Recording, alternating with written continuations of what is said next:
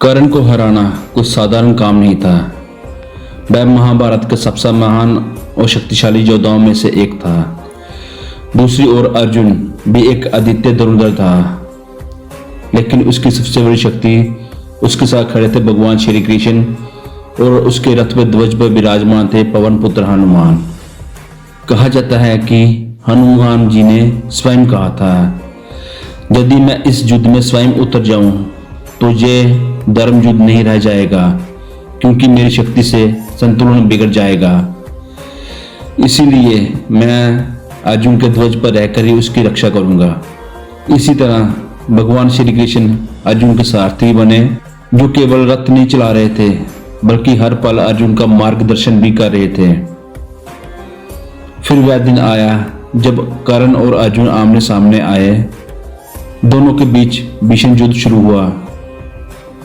जब कर्ण अपना बाण चलाता तो अर्जुन का रथ केवल 2-3 इंच ही पीछे खिसकता, लेकिन जब अर्जुन बाण चलाता तो कर्ण का रथ 15 से 20 फुट पीछे चला जाता। ये देखकर कर्ण को आश्चर्य हुआ और उसके मन में थोड़ी खिन्नता भी आई। वह सोचने लगा, मैं इतना शक्तिशाली हूं, फिर भी मेरे बाण का असर इतना कम क्यों है और अर्जुन के बाण इतने प्रभावशाली कैसे हैं। तब भगवान श्री कृष्ण ने अर्जुन से कहा, पार्थ, कर्ण की वीरता को कम मत समझो, वह एक महान योद्धा है। देखो, वह जिस रथ पर मैं स्वयं सारथी हूं और जिसके ध्वज पर हनुमान विराजमान है, उस रथ को भी अपने बाणों से हिला देता है। ये उसकी शक्ति का प्रमाण है। यह सुनकर कर्ण को सच्चाई का आभास हुआ।